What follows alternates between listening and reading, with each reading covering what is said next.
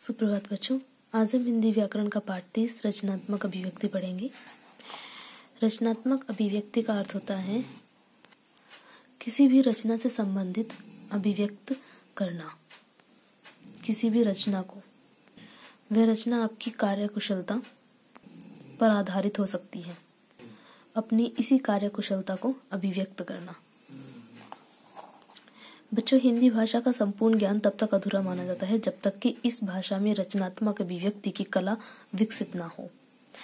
हिंदी भाषा के अंदर रचनात्मक अभिव्यक्ति के लिए बहुत सारे विधाएं हैं, जिनमें की भाषण आते हैं, नारे लेखन आते हैं।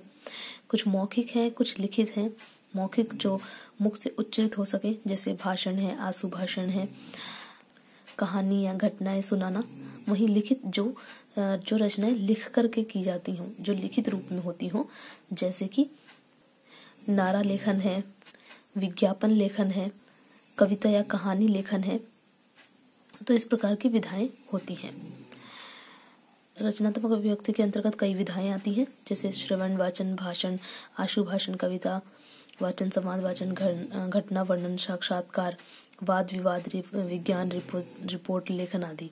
इनमें से कुछ विधाओं में तुम्हारा परिचय कक्षा 6 में हो चुका है। कक्षा 6 में इनमें से कुछ विधाएं आप पढ़ के आ चुके हैं। आइए कुछ अन्य विधाओं के बारे में जानते हैं। रचनात्मक अभिव्यक्ति मौखिक। ठीक है, अभी हम मौखिक के बारे में बात कर रहे हैं। सबसे पहले हम बात करेंगे आशु भाषण के बारे में। आज हम आशु भाषण को ही जानेंगे। आशु भाषण क्या है और कैसे किया जाता है, इसकी रचना हम किस प्रकार करते हैं, यही सब हम इसके अंतर्गत जानेंगे। भाषण और आशु भाषण में केवल मुख्य अंतर यही है कि भाषण में विषय की जानकारी वक्ता को पहले से होती है और उस विषय पर अपने विचारों को जोड़ने का, अर्थात अपना वक्तव्य तैयार करने का पूरा समय वक्ता के पास होता है। वक्ता कहते हैं व्यक्त करने वाले को, कहने वाले व्यक्ति को। ठीक है, देखिए भाषण में जो होता है उसमें हमें क्या कहना है, एक तो विषय हमारे पास पहले से होता है, उस विषय के ऊपर हम अपना लिख लेते हैं कि हमें क्या कहना है, किस तरह से कहना है। इस चीज के लिए हमारे पास पर्याप्त समय होता है, हम आराम से समय लेकर के उस पे अपने विचार लिख लेते हैं। ठीक है, लेकिन आशु भाषण में ऐसा नहीं होता। आशु भाषण में विषय तत्काल दिया जाता है। ऐसा होता है किसी जगह पे कोई सभा आयोजित है जहाँ पे भाषण के लिए जो विद्यार्थी होते हैं वही प्रतिभागी के रूप में उस जगह पे इकट्ठे होते हैं। तो उनको उसी टाइम पे, उसी समय तत्काल विषय दे दिया जाता है कि आपका विषय ये है और इस विषय पे आपको भाषण देना है। तो ये देखो, भाषण में पहले से पता होता है और आशु भाषण में तत्काल विषय दिया जाता है। वक्ता को उस विषय पर मंथन यानी चिंतन मनन कर अपना वक्तव्य तैयार करने के लिए 5 से 10 मिनट का समय दिया जाता है। 5 से 10 मिनट का समय दिया जाता है ताकि वह उस विषय को अच्छे से समझ सके और अपना उसे क्या कहना है इस चीज को वो लिख करके या सोच करके तैयार कर सके।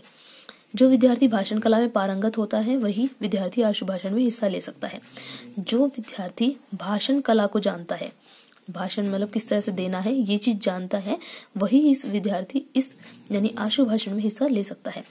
इसके लिए आवश्यक है, अब आशु भाषण में हिस्सा लेने के लिए आपके पास क्या क्या होना चाहिए? आत्मविश्वास होना चाहिए, अर्थात आपके खुद के अंदर ये बात होनी चाहिए कि हाँ मैं कर सकता हूँ। धैर्य होना चाहिए, ऐसा नहीं है कि आप हड़बड़ाहट में आपको जैसे ही विषय मिला और ये विषय जल्दी जल्दी लिखो, क्या हो सकता है, ये नहीं। आपको धैर्य से आराम से सोचना है, विचारना है और अच्छे से लिखना है। विविध विषयों का ज्ञान, आपके पास ज्ञान होना चाहिए अलग अलग विषयों का। ठीक है, आपके पास जितना ज्यादा ज्ञान होगा आप अपने भाषण को उतना ही प्रभावशाली बना सकते हैं। जैसे मान लीजिए आपने किसी चीज के बारे में कुछ कहना शुरू किया, आपको अगर उससे जुड़ी हुई किसी और चीज के बारे में भी कुछ पता है तो आप उसे भी व्यक्त कर सकते हैं और अपने भाषण को और भी अच्छा बना सकते हैं। तुरंत सोचने की क्षमता होनी चाहिए। देखिए आशु भाषण में चूंकि आपको तत्काल शीर्षक दिया जाता है, विषय आपको तत्काल दिया जाता है, इसलिए आपके पास तुरंत सोचने की क्षमता होनी चाहिए ताकि आप तुरंत सोच के ये समझ सकें कि आपको क्या लिखना है या क्या बोलना है। अपनी बात को प्रभावशाली ढंग से कहने की कला होनी चाहिए। आपके पास एक और कला होनी चाहिए, अपनी बात को प्रभावशाली इस प्रकार से कहें जो सामने वाले पे प्रभाव डाले। विषय मिलते ही उस पर तुरंत सोचकर आवश्यक बिंदुओं पर ध्यान केंद्रित कर अपने भाषण को तैयार किया जाना चाहिए। ठीक है, आपको जो विषय मिला है उस पर तुरंत सोच विचार करके उसमें जो भी मुख्य मुख्य बिंदु हों, जो आप जैसे विचार कर रहे हैं और आपको लगता है कि ये मुख्य बात है, मुझे बोलनी चाहिए, तो उसे आप लिख करके और उस पर अपना ध्यान केंद्रित करके अपने भाषण को तैयार कर सकें। ठीक है, तो ये होता है आशु भाषण। और इसको तैयार करने के लिए क्या क्या चीजें चाहिए होती हैं वो मैंने आपको बता दी हैं। और आशु भाषण ज्यादा बड़ा नहीं होता है, चूंकि ये सभा के अंदर तत्काल बोला जाता है और एक तरह से ये प्रतियोगिता की तरह होता है, तो इसलिए ज्यादा बड़ा नहीं होता है। तो इसे ही हम कहते हैं आशु भाषण। अब हम रचनात्मक अभिव्यक्ति लिखित रूप में जानेंगे। ठीक है, लेखन की कला, प्रतिवेदन, रिपोर्ट लेखन। आज हम जानेंगे रिपोर्ट को लिखना, रिपोर्ट क्या होता है और कैसे लिखा जाता है। प्रतिवेदन का अर्थ है सूचना देना। ठीक है, प्रतिवेदन का अर्थ होता है सूचना देना। किसी घटना या कार्यक्रम के बारे में दिया गया संक्षिप्त व सटीक वर्णन प्रतिवेदन या रिपोर्ट कहलाता है। क्या कोई भी हमने कोई घटना देखी है, कोई हमने कार्यक्रम देखा है, तो उसके बारे में जब वो बीत जाएगा, रिपोर्ट सदैव भूतकाल में लिखी जाती है, क्योंकि जब कोई घटना बीत जाएगी तभी तो हम उसका वर्णन करेंगे ना, तभी तो हम उसके बारे में बताएंगे कि वहां पे ऐसा हुआ, ये हुआ था, ये हुआ था। तो कोई भी घटना या कोई कार्यक्रम जब बीत जाता है तो उसके बारे में दिया गया संक्षिप्त यानी कि ऐसा नहीं कि 1 घंटे का पूरा वो कार्यक्रम था तो आप 1 घंटे तक का आप लिखोगे, नहीं, संक्षिप्त छोटा सा, मतलब वहां पे ये हुआ, ऐसे हुआ, ये करके, और सटीक वर्णन।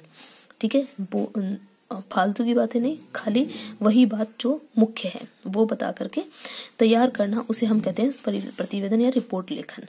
इसमें कम शब्दों में घटना या कार्यक्रम का ऐसा क्रमबद्ध चित्रण किया जाता है जिसे पढ़कर पाठक के सामने कार्यक्रम का पूरा चित्र उभरने लगता है।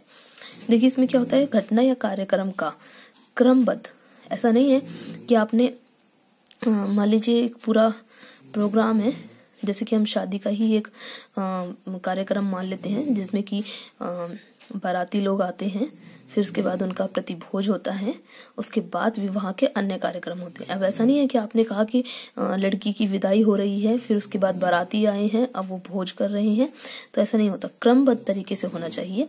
और ऐसा कम शब्दों में और क्रमबद्ध तरीके से और इस प्रकार से होना चाहिए कि पाठक जब उसे पढ़े तो उसे ऐसा लगे कि वो सारा कार्यक्रम उसके सामने चल रहा है। कुछ प्रतिवेदन ऐसे भी हो सकते हैं जो भविष्य में होने वाले कार्यक्रम के विषय में जानकारी देते हों। ठीक है, कुछ ऐसे होते हैं, देखिए वैसे तो अधिकतर जो होते हैं वो भूतकाल के होते हैं, पर लेकिन कुछ होते हैं जो भविष्य काल के भी लिए लिखे जाते हैं, क्योंकि वो भविष्य में होने वाले कार्यक्रम के बारे में जानकारी देते हैं। अधिकतर प्रतिवेदन ऐसे होते हैं जो हो चुके कार्य के विषय में जानकारी देते हैं, जैसे मैंने अभी बताया भूतकाल के बारे में, मतलब जो काम बीत चुका है उसके बारे में जानकारी देते हैं।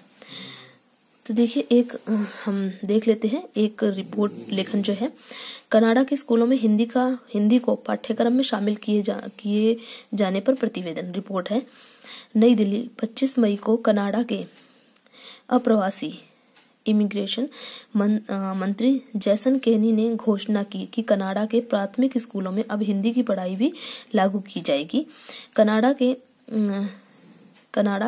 एक हिंदी अखबार द हिंदी टाइम्स की 10वीं सालगिरह पर आयोजित काव्य संस्था से प्रभावित होकर केनी ने यह फैसला लिया। इस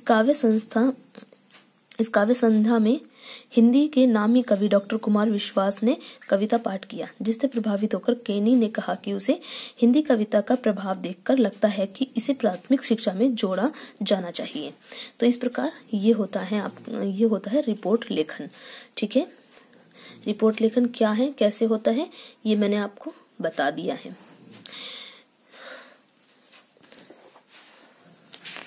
आप इसे करने की कोशिश करें, अभ्यास है, मैं अभ्यास में से आपको इसका गृह कार्य दूंगी, तब आप इसे अच्छे से करना। फिर भी अगर आपको कोई परेशानी है करने में तो मुझे व्हाट्सएप पे मैसेज करके पूछ सकते हैं।